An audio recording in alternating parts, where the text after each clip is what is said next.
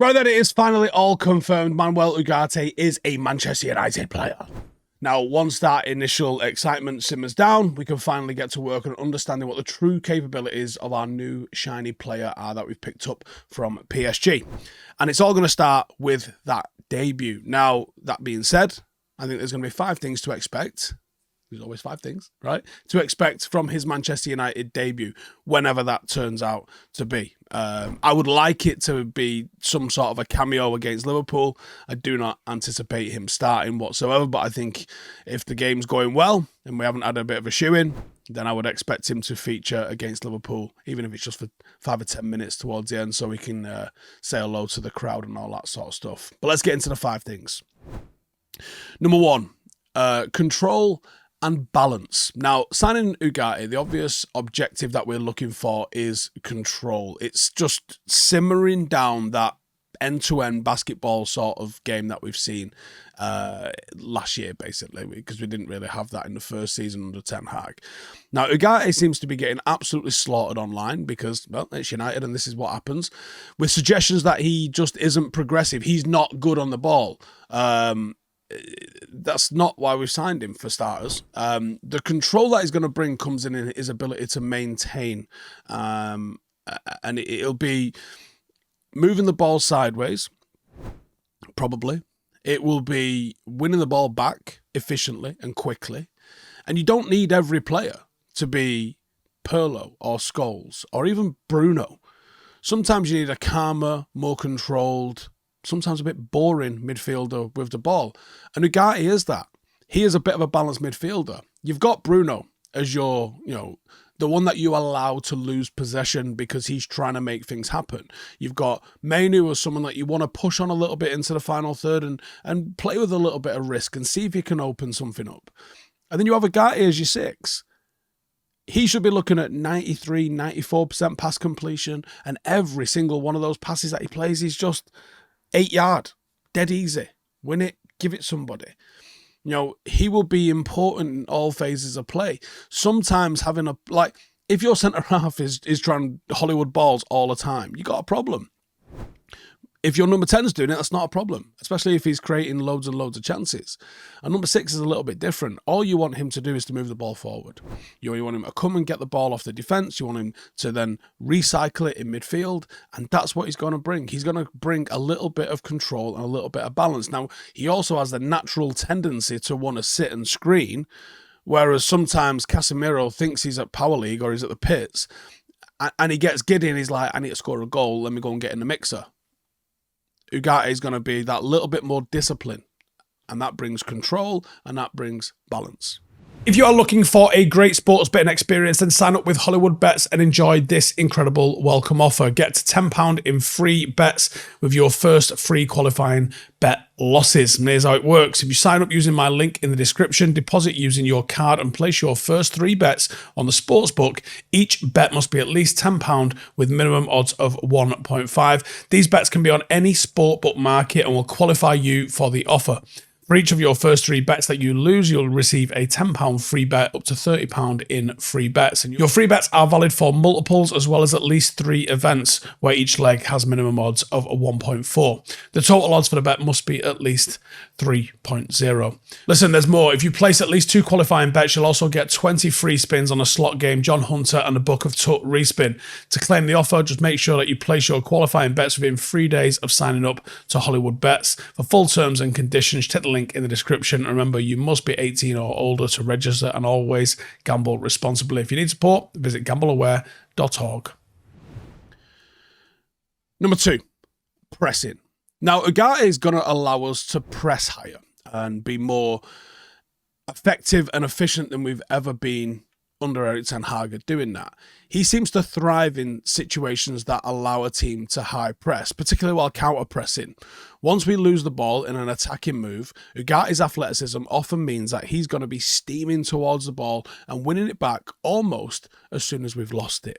Now, that athleticism we've lost out on. Casemiro did not have that athleticism, that dynamism, and maybe not even that instinct anymore either. If you see Casemiro playing less, you could bring back the athletic Casemiro that we've missed. you're not going to see a tired Casemiro. If Casemiro's minutes get reduced, the quality in those minutes comes up. And I think they'll both play. They might even play together at times. But the athleticism that Ugarte is going to bring, you'll see him on the front foot trying to win the ball back.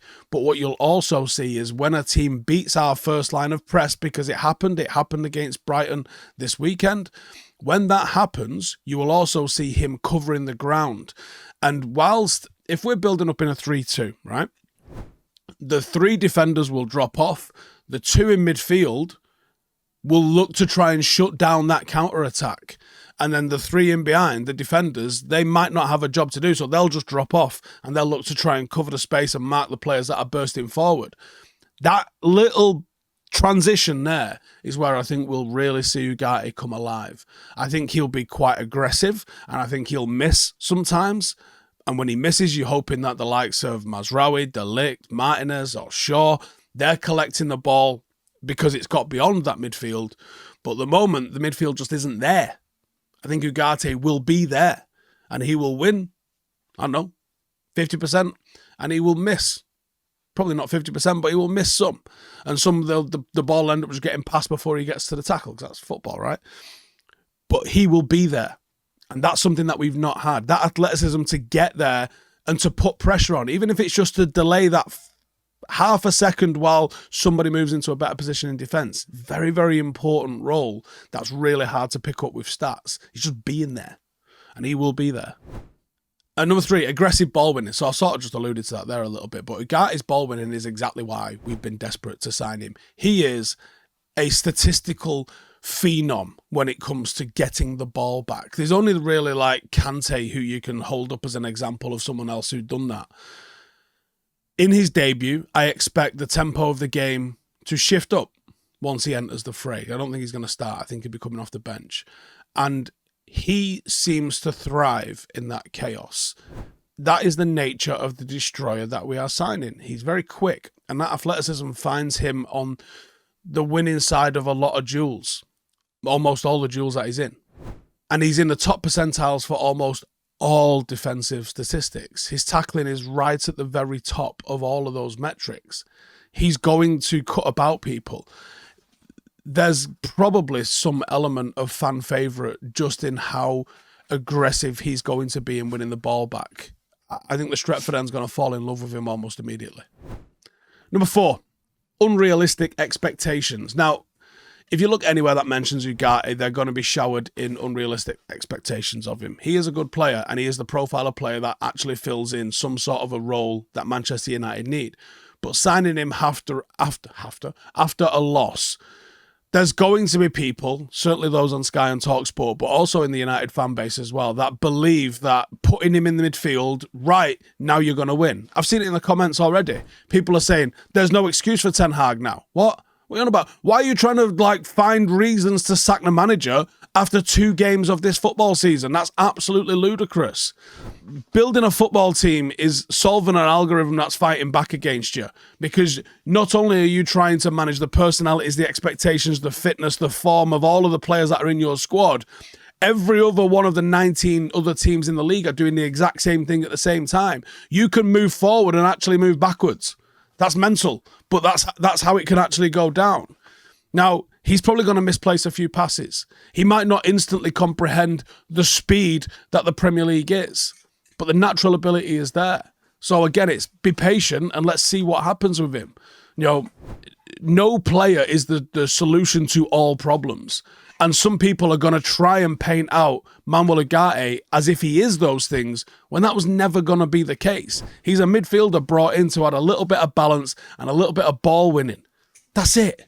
We're not expecting him to score 15 goals. So if Graham Souness gets on his high horse, or Matt Letizia gets on his high horse and goes, well, Ugarte hasn't scored 15 goals, therefore he's shit, that's not what he's been bought to do. So the expectations have to be realistic. Won't be a drama. Give him time and watch what happens.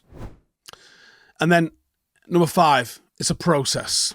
And the last point obviously leads into this one a little bit, but it's a process with Ugarte. It's bound to be. Players used to get 12 months to settle in. Now they get about 12 minutes. And if they've not had a good first debut, they're shit and get rid of them.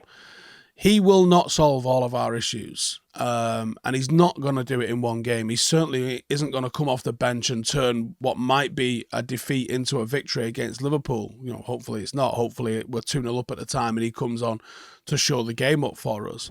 But I expect his first game to be 5, 10, 15 minutes. Then you can start to worry about us or what he's going to give us once he starts getting consecutive full 90s. It really, really is a process. For some, it's longer than others. We've still got Casemiro, so there's no need. Casemiro's played all pre-season and looked lean and good. Casemiro's just fading in the last 20 minutes of games because that's what he's doing now. So having Ugarte at the moment to come on and do those last 20 minutes is fantastic for us. Because it means that as the levels have dropped with Casemiro, you introduce a player that's probably got a higher natural tempo to him anyway, and the level comes up again in the last 20 minutes. And at some point in the season, that will switch around. And it'll probably be Ugarte getting 60 minutes and Casemiro getting 30 minutes. But it's a process. Temper the expectations. Rome was not built in a day. We've got to understand that. Anyway, he's here. Let's see if he gets any minutes this weekend against Liverpool in hopefully what's a win. Because I'm already sick of the absolute slot wank fest. Totally different treatment to how Ten Hag's had it, hasn't he? Anyways, take it easy. Give us your thoughts on what you expect him to be in the comments below. And I'll see you in the next one. Laters. Hey, thank you for watching the video. If you are new around these parts, then don't forget to subscribe. My channel is proudly supported by my community on Patreon. If you'd like to get a little bit of extra content, a Discord group, meetups, five-a-side games, weekly podcasts, behind the scenes, and even an occasional bit of transfer news as and when I get it, then for the price of a pint, you can show your appreciation for the content that we make and get some goodies for doing so as well. Check the link in the description or click the button right here. You'll also find all of my socials here too if you want to follow me on any of those platforms. Nice one.